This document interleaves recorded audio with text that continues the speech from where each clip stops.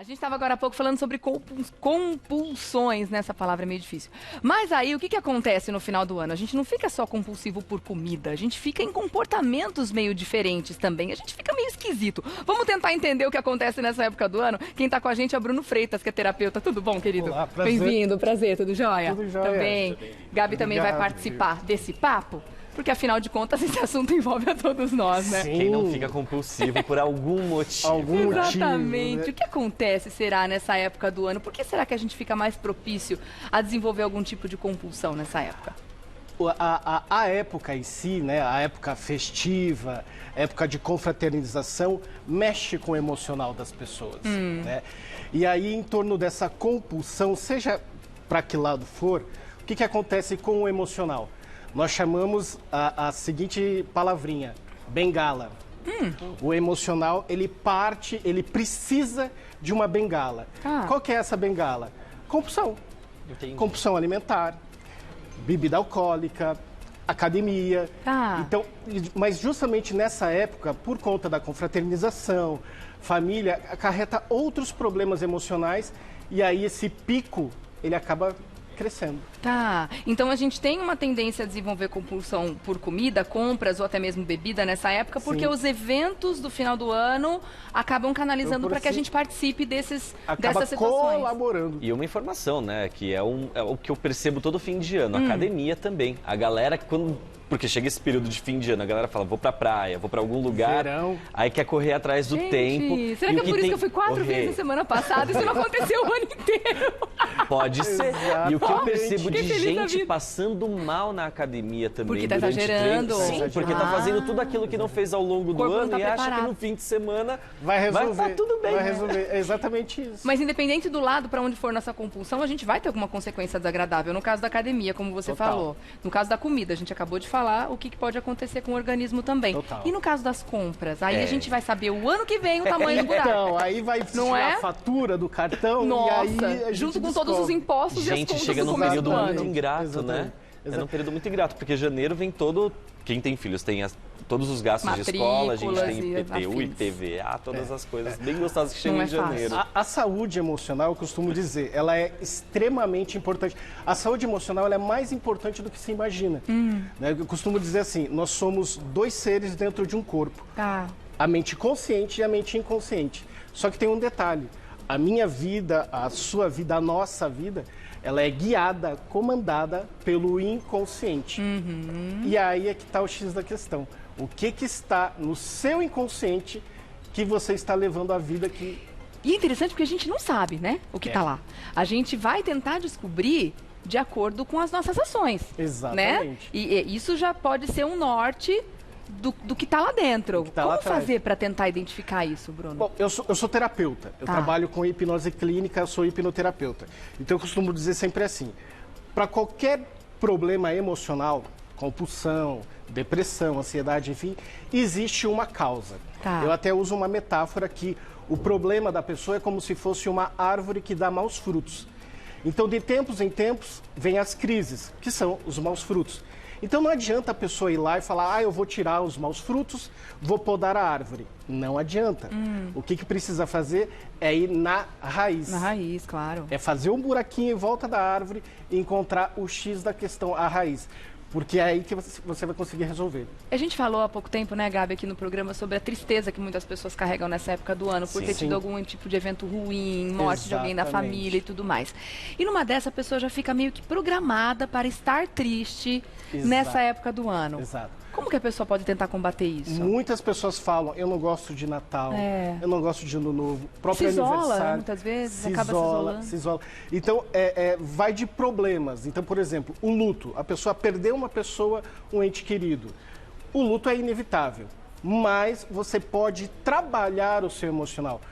Um exemplo, você pode treinar a sua mente para resolver aquilo, para trabalhar aquilo e aquilo não se tornar um fardo, né? Porque, por exemplo, eu tive clientes que estavam aí numa depressão já de 10 anos porque perdeu um ente querido na época de dezembro, na época próximo do Natal. Aí vem então, a época starta de novo aquela crise. A chavinha ela é ligada, aí a pessoa se isola, ela só quer voltar a viver depois das festas. Depois que isso passar. Você consegue identificar alguma compulsão sua ou alguma esquisitice de fim de ano, Gabi? Vai, vamos falar. Chega nesse aí. período de fim de ano, gente, é o período de confraternizações.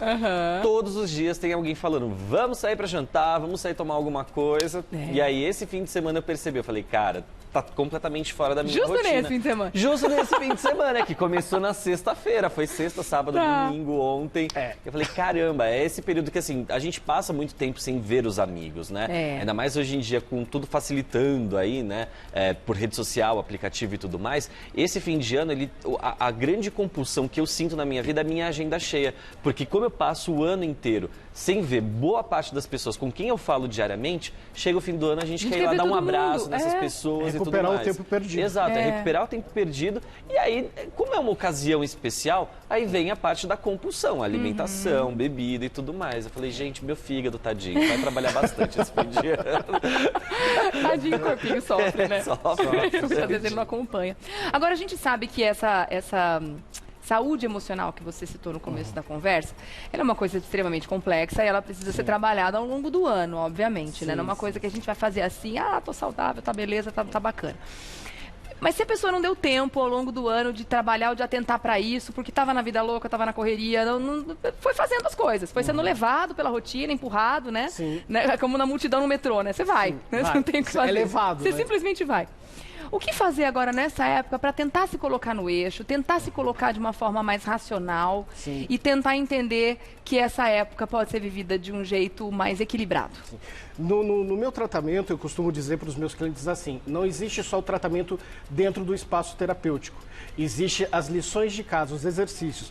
Como, por exemplo, eu vou fazer academia. A pessoa não tem tempo de fazer academia.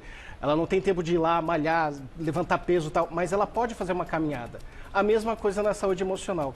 Então, existem exercícios, lições de casa, que eu passo para os clientes que eles podem fazer durante o decorrer do ano. Então, por exemplo, um exercício muito simples.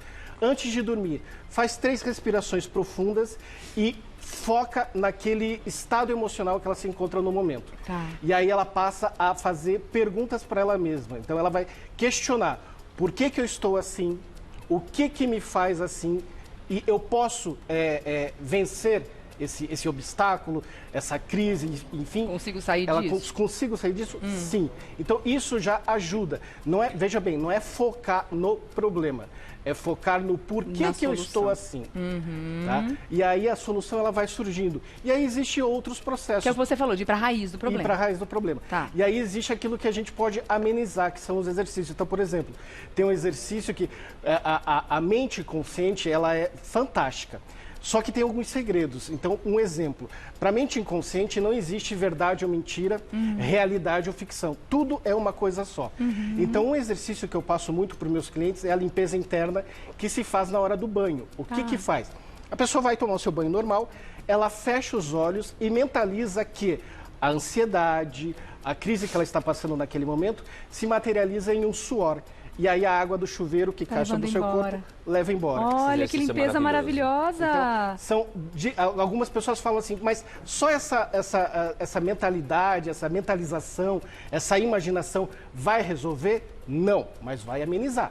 Até porque é um exercício. É um exercício. E a gente só fica bom naquilo se a gente faz muitas vezes. Exato. É como academia. Eu quero ficar sarado. Não vai ser em uma semana. Não é em uma semana, não é em um mês. É um processo. É um processo. Que exercício bacana, gostei. Eu quero saber de você de casa também, quais são as suas esquisitices ou compulsões de final de ano? Compartilha com a gente aqui no @Revista da Cidade. Tem pergunta pra você. A Mariana Bayer quer saber se compulsão alimentar pode causar depressão. Pode. Olha só. Pode. E é uma bola de neve. É uma bola de neve. Por quê? A alimentação vai causar... ela vai acabar engordando. Ela vai se olhar no espelho, tem razão. Ela não vai se reconhecer e aí é uma coisa que vai puxando a outra. Vai puxando a outra. Então, como eu falei, o importante é ir na busca da raiz. Tá. Por quê? O que é isso? E a mesma coisa com qualquer outro tipo de compulsão, então, né? No caso das compras, por exemplo. Sim. Muitas vezes a pessoa não tem um diagnóstico financeiro nessa época para saber o quanto ela pode investir nos presentes, nas coisas para si própria. Ah, mas eu vou viajar, eu mereço comprar um biquíni novo. Eu vou viajar, eu mereço comprar... Mas muitas vezes ela não sabe se ela realmente pode fazer aquilo. E aí a compulsão, que eu imagino que é também um braço da ansiedade que a pessoa já vive no dia a dia, né? Exatamente. Acaba fazendo a pessoa meter os pés pelas mãos. Uma dica que eu dou para qualquer compulsão, antes de ir lá e fazer o ato de compra e tal, a pessoa olhar para si e perguntar, eu preciso disso? Isso é necessário? Isso vai causar uma transformação em mim, positiva ou negativamente? E aí ela consegue ter um autocontrole. Tá. Porque a compulsão nada mais do que é um estado emocional de recompensa. Eu não tenho aquilo, então eu vou para cá. Tá. Eu não tenho isso, então eu pego isso. É uma compensação. Uma compensação. Sobre alguma carência. Exatamente. Que a gente tem. Exatamente. É um assunto muito sério que tem que ser trabalhado. E a pessoa reconhecendo isso, se ela percebe que ela não tem força para fazer essa mudança, essa reprogramação sozinha, é muito importante que ela procure ajuda, né, Bruno? É muito importante. Tanto é que eu volto a repetir. A saúde emocional é muito mais importante do que se imagina. Porque a nossa vida ela é guiada pela mente inconsciente. E é na mente inconsciente que está as sementinhas que viraram uma muda, que viraram uma árvore, e essa árvore vai dando seus frutos negativos na vida da pessoa. E cada vez mais a gente tem visto, né, Gabi, as consequências e tem se falado muito a respeito das doenças psicossomáticas também, né? Sim. Que não tem como falar que a saúde mental é mais importante que a saúde física, não existe isso. Não. Eu acho que é uma coisa só, né? É uma coisa complementa a outra. A cabeça estando bem, o corpo fatalmente, a chance dele estar bem é muito grande, né? Sim. A gente tem visto o rol de doenças que os médicos estão reconhecendo como doenças psicossomáticas ou que tem um fundo, um gatilho emocional importante. Foi feita uma pesquisa há alguns anos atrás e nessa pesquisa fala que um pouco mais de 70% hoje das doenças físicas vem do emocional. Vem do emocional. Então, por isso que a gente fica... 70%? Quase mais, um pouquinho mais do que 70%. Vem do emocional. Já vi alguns estudos, inclusive, que até casos de câncer foram desenvolvidos, né? Por questões emocionais. Exatamente.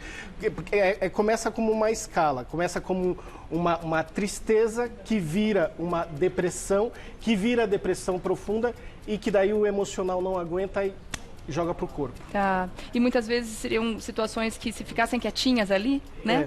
A gente até tem uma predisposição, a gente vem programado já para ter ou não certas coisas, né? Exato. Mas se a gente não tivesse startado aquilo com um emocional bagunçado...